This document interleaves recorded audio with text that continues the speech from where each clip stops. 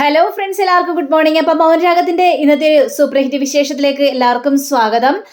അങ്ങനെ നമ്മുടെ പോലീസുകാർ കാർത്തികയുടെ വീട്ടിലേക്ക് ചെന്നിരിക്കുകയാണ്. അപ്പോൾ കാർത്തികയോടും അതേപോലെ തന്നെ ലക്ഷ്മിയോടും കാര്യങ്ങളെല്ലാം പറയുകയാണ്. നിങ്ങളുടെ ഒരു ശത്രുവില്ലേ, ആ ശത്രു കല്യാണപ്പന്തലിൽ വന്നിട്ടുണ്ടായിരുന്നു എന്ന് പറയുകയാണ്. ഇത് കേട്ട് കഴിഞ്ഞപ്പോഴേക്കും ശത്രു, ഏത് ശത്രു സാർ എന്തൊക്കെയാ പറയുന്നത്, എനിക്കൊന്നും മനസ്സിലാവുന്നില്ലല്ലോ സാറേ എന്നൊക്കെ കേട്ട് കഴിഞ്ഞപ്പോഴേക്കും നിങ്ങൾക്ക് മനസ്സിലായി, പക്ഷേ മനസ്സിലാകാത്തതുപോലെ നടിക്കുകയാണ് നിങ്ങൾ. എനിക്കത് കാര്യം തീർച്ചയായിട്ടും മനസ്സിലായതാണ്. ഇനി കാര്യത്തിലേക്ക് ഞാൻ കിടക്കാം. ഈ ശത്രു എന്ന് പറയുന്നത് ഗംഗാപ്രസാദ് ആണല്ലോ നിങ്ങളുടെ. അപ്പോൾ ഗംഗാപ്രസാദ് അന്നത്തെ ആ കല്യാണ ദിവസം കല്യാണ പന്തലേക്ക് കയറി എന്നാണ് ഞാൻ പറഞ്ഞു വന്നത്. ഇത് കേട്ട കാർത്തിക ഞെട്ടിപ്പോവാണ്. സാറേ എന്തൊക്കെയാ സാറേ പറയുന്നത്? അവൻ കല്യാണ പന്തലിൽ വന്നെന്നോ? ഒരിക്കലുമില്ല, ഒരിക്കലും നടക്കാത്തൊരു കാര്യമാണ്. അങ്ങനെയായിരുന്നെങ്കിൽ ഞങ്ങൾ കാണുമായിരുന്നല്ലോ. ഇത് തന്നെയാണ് ഞങ്ങൾ നിങ്ങളോട് ചോദിക്കാൻ വേണ്ടി വന്നത്. അവൻ കല്യാണ പന്തലിൽ വന്നിട്ട് പോലും നിങ്ങൾ അറിഞ്ഞില്ല എന്ന് പറയുമ്പോൾ അത് വിശ്വസിക്കാൻ മാത്രം മണ്ടനല്ല ഞാൻ. സാർ, സത്യമാണ് സാർ പറഞ്ഞത്. അവനെ ഞങ്ങൾ കണ്ടിട്ടില്ല. അവനെ കണ്ടിരുന്നെങ്കിൽ ഇതാകുമായിരുന്നു സ്ഥിതി. ഞങ്ങൾ അവനെ പേടിച്ചായിരുന്നില്ലേ കഴിഞ്ഞുകൊണ്ടിരുന്നത്? അതെ, നിങ്ങൾ അവനെ പേടിച്ചുകൊണ്ട് തന്നെയാണ്. കാരണം നിങ്ങൾ രണ്ടുപേരുടെയും കല്യാണം നടക്കാൻ പാടില്ല എന്ന് ഏറ്റവും കൂടുതൽ ആഗ്രഹിച്ചിരുന്നത് ഗംഗാപ്രസാദാണ്. അപ്പോൾ ഗംഗാപ്രസാദ് എന്തായാലും അവിടെ എത്തുമെന്ന് നിങ്ങൾക്ക് അറിയാമായിരുന്നു. അതെ സാർ, അറിയാമായിരുന്നു. പക്ഷേ അന്നത്തെ ദിവസം അവൻ ഇവിടെ എത്തിയിട്ടില്ല സാർ. എന്നെ നിങ്ങൾ പൊട്ടനാക്കാൻ നോക്കുകയാണോ? സകല തെളിവുകളോടും കൂടി തന്നെയാണ് ഇപ്പോൾ ഞാൻ നിങ്ങളുടെ മുന്നിൽ വന്ന് നിൽക്കുന്നത്. അതുകൊണ്ട് അവൻ അവിടെ വന്നെന്നുള്ളൊരു വ്യക്തമായിട്ടുള്ള കാര്യം തന്നെയാണ്. ഇതിൽ ഇനി ഒരു തർക്കവുമില്ല എന്നിങ്ങനെ പോലീസ് പറഞ്ഞു കഴിഞ്ഞപ്പോഴേക്കും ലക്ഷ്മിയും ആകെ പേടിച്ച് നിൽക്കുകയാണ്. സാർ, അവനെ കൊണ്ടുള്ള ശല്യം ഒരുപാട് പൊറുതി മുട്ടിയതാണ് സാർ. അവനവിടെ വന്നല്ലേ, എന്നിട്ട് അവൻ എവിടെയാണ് സാർ? അതാണ് ഞങ്ങൾക്ക് അറിയേണ്ടത്. അവൻ എവിടെ? എന്താ അവനെ നിങ്ങൾ എന്തെങ്കിലും ചെയ്തോ? സാർ, ഇല്ല സാർ, ഞങ്ങൾ അവനെ ഒന്നും ചെയ്തിട്ടില്ല. അവനെ കണ്ടു കഴിഞ്ഞിട്ടുണ്ടെങ്കിൽ തീർക്കാൻ വേണ്ടി പലരും നടക്കുന്നുണ്ട്. പക്ഷേ ആ നിമിഷം ഞങ്ങൾ അവിടെ കണ്ടിട്ടില്ല സാർ എന്നിങ്ങനെ പറയുകയാണ്. പക്ഷേ നിങ്ങൾക്കറിയില്ലെങ്കിലും കിരൺ ഇതിനെക്കുറിച്ച് അറിയാമെന്നാണ് എൻ്റെ ഒരു വിചാരം. അവൻ അവിടെ എത്തിയിട്ടുണ്ട്. അവൻ പിന്നീട് പുറത്തിറങ്ങിയിട്ടുമില്ല. അപ്പോൾ അവൻ ഏതായാലും മരിച്ചെന്ന് ഉറപ്പാണെന്നും പറയാണ്. സാർ, എന്തൊക്കെയാണ് സാർ പറയുന്നത്? അവനങ്ങനെ മരിച്ചിട്ടുണ്ടെങ്കിൽ നല്ല കാര്യം തന്നെയാണ് സാർ. ഇവനെ പോലൊരു ക്രിമിനൽ മരിച്ചെങ്കിൽ നിങ്ങൾക്ക് എന്താണ് സാർ?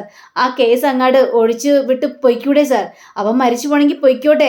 ആ ഒരു ശല്യം അതോടെ ഒഴിവായില്ലേ സാർ? ഇതൊക്കെ കേട്ടുകഴിഞ്ഞപ്പോഴും നിങ്ങൾക്ക് അങ്ങനെ നിസ്സാരമായിട്ട് ഈ കാര്യങ്ങളെല്ലാം പറയാം. പക്ഷേ ഞങ്ങൾക്ക് ആ കാര്യം നിസ്സാരമായിട്ട് എടുക്കാനായിട്ട് പറ്റില്ല. കാരണം ക്രിമിനൽ ആണെങ്കിലും ആരാണെങ്കിലും കൊലപാതകം തന്നെയാണ്. പിന്നെ ഞങ്ങൾക്ക് ഒരു പെറ്റീഷൻ തന്നു കഴിയുമ്പോൾ ഞങ്ങൾ അതിനെക്കുറിച്ച് അന്വേഷിക്കണമല്ലോ. അതുകൊണ്ട് ഞങ്ങളുടേതായ ഡ്യൂട്ടി ഞങ്ങൾ ചെയ്യും. അപ്പോൾ ഗംഗാപ്രസാദ് മരിച്ചിട്ടുണ്ടെങ്കിൽ പ്രതി ആരാണോ അവർ ജയിലിൽ പോകും. അതുകൊണ്ട് തന്നെയാണ് ഞാൻ നിങ്ങളോട് ചോദിക്കുന്നത്. നിങ്ങൾ എത്ര കള്ളങ്ങൾ മറച്ചു വെച്ചാലും ഒരിക്കൽ ആ കള്ളം പുറത്തു വരും. ഇതിൻ്റെ പിന്നാലെ തന്നെയാണ് ഞാൻ. അതുകൊണ്ട് ഈ കാര്യത്തെക്കുറിച്ച് വ്യക്തമായിട്ട് ഞാൻ അന്വേഷിക്കുന്നുണ്ട്. അതുകൊണ്ട് ഞാൻ ചോദിക്കുന്നത്, നിങ്ങളുടെ കൂട്ടത്തിൽ ആരെങ്കിലും ആണോ അവനെ കൊന്നതെന്ന്? സാർ, ഞങ്ങൾക്ക് അറിയില്ല സാർ. നിങ്ങളെന്താ അവനെതിരെ പരാതിയൊന്നും കൊടുത്തില്ലായിരുന്നു? സാർ, ഒരുപാട് പരാതി ഞങ്ങൾ കൊടുത്തതാണ് സാർ. പക്ഷേ അവനെക്കുറിച്ച് അന്വേഷിക്കുന്നതല്ലാതെ അവനെ കണ്ടെത്താനായിട്ട് പോലീസുകാർക്ക് പോലും കഴിഞ്ഞിട്ടില്ല സാർ. അതാണ് ശരിക്കുള്ള കാര്യം. അതുകൊണ്ടാണ് അവൻ അറിയണമെങ്കിൽ അറിയട്ടെ, ഈ കല്യാണം ആദ്യം വേണ്ട എന്ന് പറഞ്ഞിട്ടും പിന്നീട് രഹസ്യമായിട്ട് ഈ കല്യാണം നടത്താനായിട്ടായിരുന്നു ഞങ്ങളുടെ ഉദ്ദേശം. അതേപോലെ തന്നെ നടക്കുകയും ചെയ്തു. പക്ഷേ ഗംഗാപ്രസാദ് അവിടെ എത്തിയിട്ടില്ല സാർ എന്നൊക്കെ പറയുകയാണ്. വീണ്ടും കാർത്തികയും ലക്ഷ്മിയും ഈ ഒരു കാര്യം ആവർത്തിച്ചു കൊണ്ടിരുന്നു കഴിഞ്ഞപ്പോഴേക്കും ഇല്ല, ഞാനിത് വിശ്വസിക്കുന്ന മട്ടില്ല, ഇനിയും ഞാൻ വരും. അപ്പോൾ യഥാർത്ഥ പ്രതിയെ കണ്ടെത്തിയിട്ട് തന്നെയായിരിക്കും ഞാനിവിടെ വരാനായിട്ട് പോകുന്നത്. നിങ്ങളേതായാലും സത്യം പറയില്ല എന്ന് എനിക്കിപ്പോൾ മനസ്സിലായി. പക്ഷേ എൻ്റെ അടുത്ത് നിങ്ങളുടെ വേഷം കിട്ടൊന്നും നടക്കില്ല എന്നൊക്കെ പറഞ്ഞിട്ട് പോലീസുകാർ അതൊക്കെ പറഞ്ഞ് CI അവിടെ നിന്ന് ഇറങ്ങി പോവാണ്. അപ്പോഴേക്കും കാർത്തികയും ലക്ഷ്മിയാണെങ്കിൽ ആകെ പേടിച്ച് നിൽക്കുന്നത്. എന്താ അമ്മ കേൾക്കുന്നത്? അപ്പോൾ ഗംഗാപ്രസാദ് അവിടെ വന്നിട്ടുണ്ടായിരുന്നോ? എന്നിട്ട് ഗംഗാപ്രസാദിന് എന്ത് സംഭവിച്ചു? ഇനി കിരണോ ബാക്കിയുള്ളവർ ആരെങ്കിലും എന്തെങ്കിലും ചെയ്തിട്ടുണ്ടാവോ? അതുകൊണ്ടായിരിക്കോ കല്യാണത്തിന് ഒരു ചടങ്ങിലും പങ്കെടുക്കാതെ കിരൺ മാറി നിന്നത് എന്നൊക്കെ ചോദിക്കുമ്പോൾ നമ്മൾ അതിനെക്കുറിച്ച് കൂടുതലൊന്നും പറയണ്ട മോളെ. ഇനിയിപ്പോൾ കിരൺ അങ്ങനെ ഒരു കാര്യം ചെയ്തിട്ടുണ്ടെങ്കിൽ അത് നല്ല കാര്യം തന്നെയാണ്.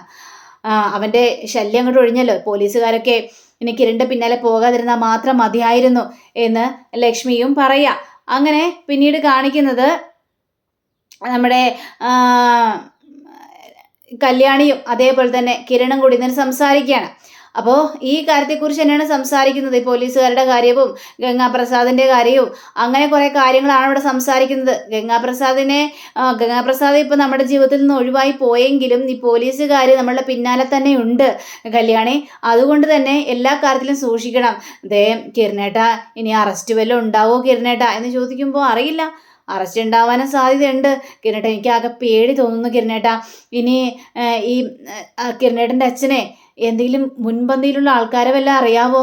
അങ്ങനെയാണെങ്കിൽ അവരെ വിളിച്ച് കാര്യങ്ങളെല്ലാം സംസാരിച്ചാലോ? അവരെ വിളിച്ച് കാര്യങ്ങളൊന്നും സംസാരിച്ചിട്ട് കാര്യമില്ല. ഇതൊരു കൊലപാതകമാണ് കല്യാണി. അപ്പം അതുകൊണ്ട് തന്നെ ഇനി അഥവാ എന്തെങ്കിലും ഇത് ചെയ്യണമെങ്കിൽ ഈ പോലീസുകാരനെ CIA ട്രാൻസ്ഫർ ആക്കണം. പക്ഷേ എന്നാലും വേറെ ആളെത്തുമല്ലോ അവിടെ. അയാൾക്കും ഈ ഒരു കേസ് കിട്ടും. അയാളും ഈ കേസിൽ മുൻപന്തി എടുത്തിറങ്ങുകയും ചെയ്യും. അപ്പോൾ പിന്നെ രണ്ടായാലും കണക്ക് തന്നെയാണ് കല്യാണി. നമുക്കിതിൽ കൂടുതലൊന്നും ചെയ്യാനായിട്ട് പറ്റില്ല. അന്വേഷണം എവിടം വരെ എത്തുമെന്ന് നമുക്കൊന്ന് നോക്കാം. ഇനി അതുമാത്രമേ വഴിയുള്ളൂ എന്നൊക്കെ കിരൺ പറയാം. ഇങ്ങനെ ഇവർ സംസാരിച്ചുകൊണ്ടിരിക്കുന്ന സമയത്താണ് സരയു അങ്ങോട്ട് വരുന്നത്. അപ്പോൾ ഇവർ രണ്ടുപേരും കൂടി ക്ലോസ് ആയിട്ട് ഇങ്ങനെ വർത്താനം പറയുന്നത് കണ്ടു കഴിഞ്ഞപ്പോഴേക്കും സരയുവിന് അത്ര പിടിക്കുന്നില്ല. സരയു ആണെങ്കിൽ അവളുടെയൊക്കെ വർത്താനം കണ്ടില്ലേ, എൻ്റെ കിരണിനെ മുട്ടി ഒരുമി നിന്നാണുള്ള വർത്താനം എന്നാണ് സരയു അവിടെ ചിന്തിക്കുന്നത്. അപ്പോൾ പെട്ടെന്ന് കിരൺ സരയുവിനെ കാണുകയാണ്. സരയു, എന്താ സരയു എന്ന് ചോദിച്ചപ്പോഴേക്കും അയ്യോ കിരൺ, അതില്ല കിരൺ, മോൾക്ക് തീരെ സുഖമില്ല കിരൺ. വീട്ടിൽ നിന്ന് വിളിച്ച് പറഞ്ഞായിരുന്നു മോൾക്ക് നല്ല പനിയും ജലദോഷവും ഒക്കെ ഉണ്ടെന്നാ അമ്മ വിളിച്ച് പറഞ്ഞത്.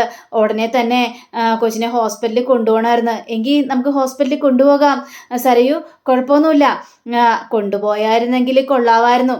അതെന്ത് ചോദ്യമാണ്, നമുക്ക് കൊണ്ടുപോകാമല്ലോ. അപ്പോൾ കല്യാണമാണെങ്കിൽ ശരി കിരണേട്ടാ, ഇവിടുത്തെ കാര്യങ്ങളെല്ലാം ഞാൻ നോക്കിക്കോളാം. കിരണേട്ടൻ ഏതായാലും സരയുൻ്റെ ഒപ്പം പോയിട്ട് വാ എന്ന് കല്യാണി പറയാം. അപ്പോൾ കല്യാണി അങ്ങനെ പറയുന്നത് കേട്ട് കഴിഞ്ഞപ്പോഴേക്കും സരയു ഇനി അവളുടെ ഒരു റെക്കമെൻഡേഷൻ ഉണ്ടെങ്കിൽ മാത്രമേ കിരൺ എന്താ എൻ്റെ ഒപ്പം വരുവുള്ളൂ. അവളുടെ ഒരു പറച്ചിൽ എങ്കിൽ വാ സരയു നമുക്ക് പോകാം. ശരി കിരൺ എന്നും പറഞ്ഞുകൊണ്ട് കല്യാണിയോട് സരയു വലിയ മിണ്ടാട്ടമൊന്നുമില്ല. അവർ രണ്ടുപേരും ഇറങ്ങി പോവാ. അപ്പോൾ കല്യാണി ആണെങ്കിൽ അവിടെ ഓഫീസിലിരുന്ന് പല കാര്യങ്ങളും നോക്കുകയാണ്. അപ്പോൾ ഇവർ രണ്ടും കൂടി ഇറങ്ങി പോകുന്ന സമയത്ത് സെക്യൂരിറ്റി ചോദിക്കണം, അയ്യോ സാറേ എവിടെ പോകുന്നു എന്ന് ചോദിച്ചു കഴിഞ്ഞപ്പോഴേക്കും അത് പിന്നെ സരയുവിൻ്റെ മോൾക്ക് സുഖമില്ല എന്ന് പറഞ്ഞേ. അപ്പോൾ നമ്മൾ ആ കൊച്ചിനെ ഹോസ്പിറ്റലിലേക്ക് കൊണ്ടുപോകാനായിട്ട് പോവുകയാണ്. ശരി സാറേ. അങ്ങനെ ഇവർ രണ്ടുപേരും നടക്കുക. അപ്പോൾ നമ്മുടെ സരയു ആണെങ്കിൽ എൻ്റെ മോൾക്ക് ഒരു അസുഖവും ഇല്ല കിരൺ, നിന്നോടൊപ്പം ഒന്ന് പുറത്തു പോകാനും നിന്നോടൊന്ന് സംസാരിക്കാനും നിന്നെ ഒട്ടൊരുമി നിൽക്കാനും ഞാൻ അടക്കിയ ഒരു അടവല്ലേ ഇത് എന്നും പറഞ്ഞുകൊണ്ട് നേരെ കാറിലേക്ക് കയറുകയാണ്. അപ്പോഴും സരയു എന്തൊക്കെയോ ചിന്തിച്ചുകൊണ്ടിരിക്കുക. ആ സമയത്ത് നമ്മുടെ കിരൺ ചോദിക്കുകയാണ്, എന്താ സരയു, നീ എന്താണ് ഇങ്ങനെ ചിന്തിച്ചുകൊണ്ടിരിക്കുന്നത്? എപ്പം നോക്കിയാലും നിനക്കൊരു ചിന്തയാണല്ലോ, ഇതെന്തിനാ എപ്പോഴും ഇങ്ങനെ ചിന്തിച്ചുകൊണ്ടിരിക്കുന്നത്? ഒന്നുമില്ല കിരൺ, ഞാൻ മോളെക്കുറിച്ച് ആലോചിച്ചതാ. മോളുടെ അടുത്ത് എത്രയും പെട്ടെന്ന് എത്തിക്കഴിഞ്ഞിട്ടുണ്ടെങ്കിൽ അവളെയും കൊണ്ട് ഹോസ്പിറ്റലിലേക്ക് കൊണ്ടുപോകാമല്ലോ. അതിനിപ്പോൾ എന്താ ഇത്ര ടെൻഷൻ എന്നേ, നമുക്കിപ്പോൾ തന്നെ ഹോസ്പിറ്റലിലേക്ക് കൊണ്ടുപോകാമെന്ന് പറഞ്ഞിട്ടൊരു യാത്ര തുടങ്ങാം. ഈ സമയം തന്നെ ശാരിയും കൊച്ചും കൂടി ഭയങ്കര കളിയാണ്. കൊച്ചിനൊരു അസുഖവും ഇല്ല, അവർ രണ്ടുപേരും ഭയങ്കര കളിയാണ്. അപ്പോഴാണ് കാറിൻ്റെ ശബ്ദം കേൾക്കുന്നത്. ആരായിരിക്കും വന്നിട്ടുണ്ടാവുക മോളെ എന്ന് പറഞ്ഞുകൊണ്ട് കൊച്ചിനെ എടുത്തുകൊണ്ട് നേരെ വാതിക്കലേക്ക് ചെല്ലുക. അപ്പോഴാണ് കിരണും ഇത് നമ്മുടെ സരയും കൂടി അങ്ങോട്ട് കയറി ചെല്ലുന്നത്. ഇത് ആരൊക്കെയാണ് വന്നിരിക്കുന്ന മോനോ? എൻ്റെ മോളെ ഇങ്ങോട്ട് തന്നെ, എൻ്റെ മോൾക്ക് എങ്ങനെയുണ്ട്? അയ്യോ മോൾക്കൊരു കുഴപ്പമില്ലെന്നേ, ചെറിയൊരു ജലദോഷമല്ലേ ഉള്ളൂ, അത് ഞാൻ വിളിച്ച് പറഞ്ഞല്ലേ. അപ്പോഴേക്കും കിരണാണെങ്കിൽ ഞങ്ങൾ മോളെ ഹോസ്പിറ്റലിൽ കൊണ്ടുപോകാൻ വേണ്ടിയാണ് വന്നത്. ഹോസ്പിറ്റലിൽ കൊണ്ടുപോകാനോ? അതിൻ്റെ ഒന്നും ആവശ്യമില്ല കിരണേ, മോൾക്ക് അത്ര വലിയ പ്രശ്നമൊന്നുമില്ലെന്ന്, നേരിയൊരു ചൂടുണ്ടായിരുന്നു. അത് ഞാൻ എവിടെ ഇരുന്ന് വെച്ചാൽ മരുന്നൊക്കെ എടുത്ത് കൊടുത്തു കഴിഞ്ഞപ്പോഴേക്കും കൊച്ചിൻ്റെ അസുഖമൊക്കെ മാറി. ഇപ്പോൾ ഒരു കുഴപ്പമില്ല, കൊച്ചു നല്ല ആക്റ്റീവ് ആണെന്നേ. ഇത് കേട്ട സരയുവിന് കലി വരികയാണ്. തള്ള എന്തൊക്കെയാണ് പറയുന്നത്?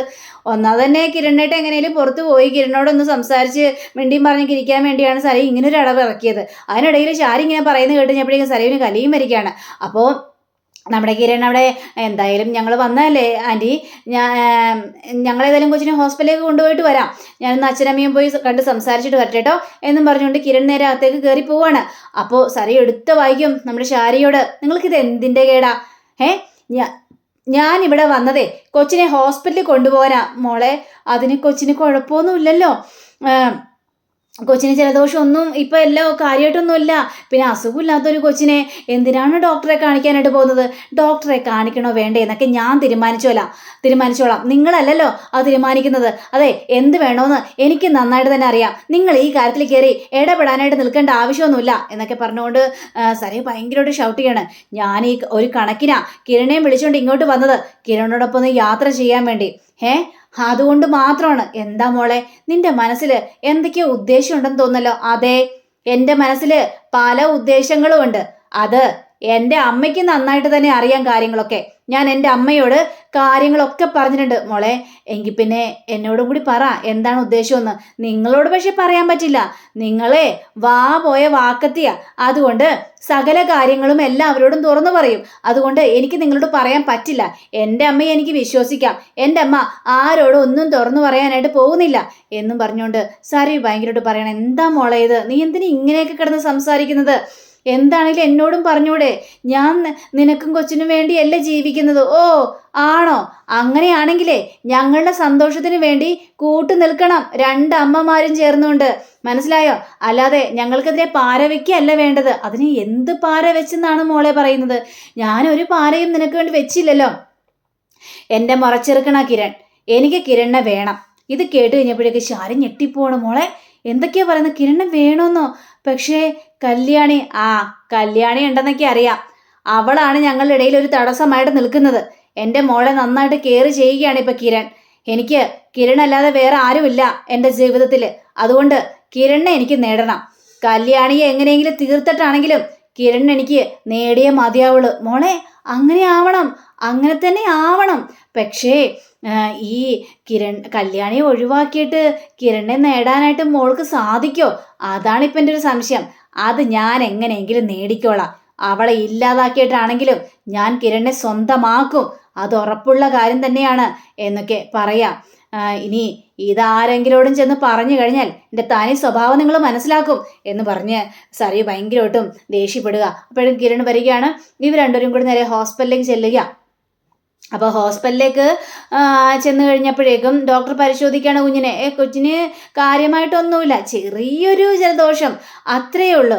ഇപ്പോൾ ടെമ്പറേച്ചറൊന്നുമില്ല, എല്ലാം നോർമലായിട്ടുണ്ട്. പിന്നെ കൊച്ചുങ്ങൾക്ക് എന്തെങ്കിലും അസുഖം വരുമ്പോൾ ഡോക്ടറെ ഞങ്ങൾക്ക് പേടിയാണല്ലോ, അതുകൊണ്ടാണ് ഇങ്ങോട്ട് കൊണ്ടുവന്നത്. പേടിക്കേണ്ട കാര്യമൊന്നുമില്ല കേട്ടോ. അല്ല കല്ലുമോൻ എന്താ സുഖം തന്നെയാണോ എന്ന് ചോദിച്ചപ്പോഴേക്കും കല്ലുമോന് സുഖം തന്നെയാണ്. പിന്നെ മോളാണെങ്കിൽ സരയുൻ്റെ കൂടെയാണല്ലോ. പിന്നെ അതുകൂടാതെ തന്നെ അച്ഛൻ്റെ അമ്മയോടും കൂടെ നിർത്തി. ഈ കുട്ടിയില്ലാതെ അവർക്കൊരു സന്തോഷം ഉണ്ടാവില്ല.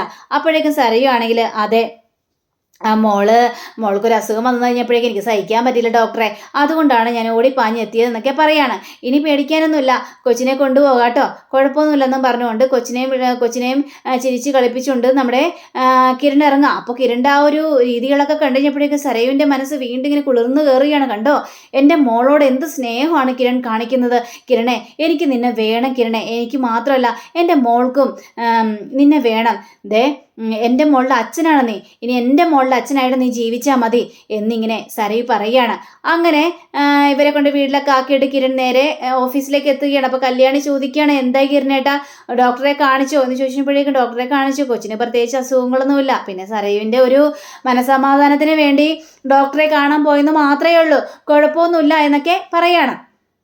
പിന്നെ കിരണേട്ടാ ഒരു കാര്യം വന്നിട്ടുണ്ട് എന്ന് പറഞ്ഞുകൊണ്ടൊരു ലെറ്റർ എടുത്ത് കൊടുക്കേണ്ടത്. എന്താ ഇത്? ഇതൊന്ന് വായിച്ചു നോക്കി. അപ്പോൾ അതെല്ലാം വായിച്ചു കഴിഞ്ഞപ്പോൾ ഇത് മനോഹറിൻ്റെ ആണല്ലോ. മനോഹർ എഴുതിയിട്ടുണ്ട്. കുഞ്ഞിനെ കാണണമെന്നും പറഞ്ഞിട്ടൊന്നുമല്ല, നമ്മൾ ചെയ്തു കൊടുത്തതിന് എല്ലാ കാര്യത്തിനും നന്ദി പറഞ്ഞുകൊണ്ടാണ് മനോഹർ ഇങ്ങനെ ഒരു ലെറ്റർ എഴുതിയിരിക്കുന്നത്. പക്ഷേ കല്യാണി ഇതും വല്ലാത്തൊരവസ്ഥ തന്നെയാണ്. അതെ കിരണേട്ടാ, ഇങ്ങനൊരു കാര്യം നമുക്ക് അന്വേഷിക്കേണ്ട ആവശ്യമേയില്ല. സരയുവിൻ്റെ ജീവിതമാണ് നമുക്ക് ഏറ്റവും വലുതായിട്ട്. അവനിനി എന്ത് പറഞ്ഞാലും നമ്മൾ മൈൻഡ് ചെയ്യേണ്ട കാര്യമേ ഇല്ലെന്നൊക്കെ പറയാണ് കിരണേട്ടാ. അതേപോലെ തന്നെ നമുക്ക് ഒരു ലെറ്റർ അങ്ങോട്ട് അയച്ചാലോ? ഇനി ഇങ്ങനൊരു ലെറ്റർ അയക്കണ്ട, ഇനി ഒരു കാര്യത്തിനും ഞങ്ങളോട് സമീപിക്കേണ്ട എന്ന് പറഞ്ഞുകൊണ്ട് വേണ്ട, എന്തിന് ഒരു ലെറ്റർ എടുക്കേണ്ട കാര്യമില്ല. പക്ഷേ എന്നാലും കിരണേട്ട അവൻ മനസ്സിലാക്കണ്ടേ? അല്ലെങ്കിൽ അവനിങ്ങനെ വീണ്ടും ലെറ്റർ അയച്ചുകൊണ്ടേ ഇരിക്കൂലേ? അപ്പോൾ ആ കാര്യം ഒന്ന് ബോധ്യപ്പെടുത്തി കൊടുക്കണ്ടേ? അതിന് നമുക്ക് അച്ഛനെ കൊണ്ട് സൂപ്രണ്ടിനെ വിളിപ്പിക്കാം, അവർ കാര്യങ്ങളെല്ലാം പറഞ്ഞോളും. പിന്നെ അടിയിൽ ഒരു കാര്യം കൂടി എഴുതിയിട്ടുണ്ട്, അത് കിരണേട്ട വായിച്ചു നോക്കിയായിരുന്നോ? രാഹുൽ, അതായത് സരയുവിൻ്റെ അച്ഛൻ പരോളിന് ഇറങ്ങാനായിട്ട് പോകുന്നു കരുതിയിരിക്കണമെന്നൊക്കെ പറഞ്ഞുകൊണ്ടാ. മനോഹർ പറഞ്ഞതിൽ കാര്യമുണ്ട് കല്യാണി. കാരണം അയാൾക്ക് ഏറ്റവും കൂടുതൽ അരിശം നിന്നോടാ. അതേപോലുള്ള പ്രവർത്തികൾ നിന്നോട് അയാൾ ചെയ്തിട്ടുണ്ടല്ലോ. അപ്പം അയാൾ വരുമ്പോൾ നീ സൂക്ഷിക്കണം. നിന്നെ ഇല്ലാതാക്കാനും പല കാര്യങ്ങളും അയാൾ ശ്രമിച്ചുകൊണ്ടേയിരിക്കും, അതുകൊണ്ട് സൂക്ഷിക്കണമെന്നും കഴിഞ്ഞപ്പോഴേക്കും കല്യാണിക്ക് ചെറിയൊരു ടെൻഷനൊക്കെ തോന്നുന്നുണ്ട്. അങ്ങനെ പിന്നീട് കാണിക്കുന്നത് ഈ ബഗാസുരനും വിക്രം കൂടി ലോക്കപ്പിൽ ഇങ്ങനെ കിടക്കുമ്പോൾ ഇങ്ങനെ സംസാരിക്കുകയാണ്. എന്നാലും ആ ഗംഗാപ്രസാദ് മരിച്ചെന്ന് ഉറപ്പായി എൻ്റെ രാഹുലേട്ടാ. ഏതായാലും രാഹുലേട്ടൻ പുറത്തിറങ്ങാനായിട്ട് പോവുകയാണല്ലോ. ഇതൊക്കെ കേട്ടുകഴിഞ്ഞപ്പോഴേക്ക് എടാ നിനക്ക് എങ്ങനെ അറിയാം ഗംഗാപ്രസാദ് മരിച്ചെന്നും? അവനെക്കുറിച്ച് ഒരു വിവരവുമില്ല. ന്യൂസ് എല്ലാം വന്നുകൊണ്ടിരിക്കുന്നത് കണ്ടില്ലേ? അപ്പോൾ പിന്നെ ഗംഗാപ്രസാദ് മരിച്ചു, അത് ഞാൻ അങ്ങോട്ട് കൺഫേം ആക്കി. എടാ ഈ കണക്കിന് ഞാനും പരോളിൽ പോയി എന്നെ കണ്ടില്ലെങ്കിലും നീ മരിച്ചെന്ന് അങ്ങോട്ട് വിചാരിച്ചോ? അതങ്ങനെയല്ലേ ഉള്ളൂ. പരോള് കഴിഞ്ഞാൽ ചേട്ടൻ ഇങ്ങോട്ട് വരാനുള്ളതാണല്ലോ. അപ്പം ഇങ്ങോട്ട് വന്നില്ലെങ്കിൽ പിന്നെ എന്നാ ഉദ്ദേശിക്കേണ്ടത്? മരിച്ചുവെന്ന് തന്നെ വേണം ഉദ്ദേശിക്കാനായിട്ട്. എടാ എന്നാലും ഞാൻ പരോളിൽ ഇറങ്ങുന്നതേ എൻ്റെ മോളുടെ ആഗ്രഹങ്ങൾ സാധിച്ചു കൊടുക്കാൻ വേണ്ടി തന്നെയാണ്. അതേ ഏട്ടാ, സാധിച്ചു കൊടുക്കണം. അവളെ കല്യാണി, അവൾക്ക് ജീവിക്കാൻ ഒരുപാട് ആഗ്രഹമാണ്. പക്ഷെ അവൾ അങ്ങനെ ജീവിക്കണ്ട. എല്ലാവരെയും ഇല്ലാതാക്കിയിട്ട് അവളും അവളെ കെട്ടിയവനും കൂടി സുഖമായിട്ട് അങ്ങോട്ട് ജീവിക്കുന്നു. അവളുടെ ആ ജീവിതമൊക്കെ കാണുമ്പോഴൊക്കെ എനിക്ക് എറിഞ്ഞ കയറുന്നത്. നമ്മളുടെയൊക്കെ അവസ്ഥ നോക്കി രാഹുലേട്ടാ. നമ്മൾക്കിനി ഒരു ജീവിതം ഉണ്ടോ? അപ്പം നമ്മുടെ ജീവിതം തകർത്തവരൊക്കെ നമുക്കും തകർക്കണം രാഹുലേട്ടാ എന്നിങ്ങനെ പറയാം. അപ്പം അങ്ങനെയും കാണിച്ചുകൊണ്ടാണ് നമ്മുടെ ഇന്നത്തെ റിവ്യൂടെ അവസാനിച്ചിരിക്കുന്നത്. അടുത്ത റിവ്യൂവിനെ കാത്തിരിക്കുക, സബ്സ്ക്രൈബ് ചെയ്യുക. എല്ലാവർക്കും നല്ലൊരു ദിനം ആശംസിച്ചുകൊണ്ട് തന്നെ നമസ്കാരം. Thank you. See again. Bye by.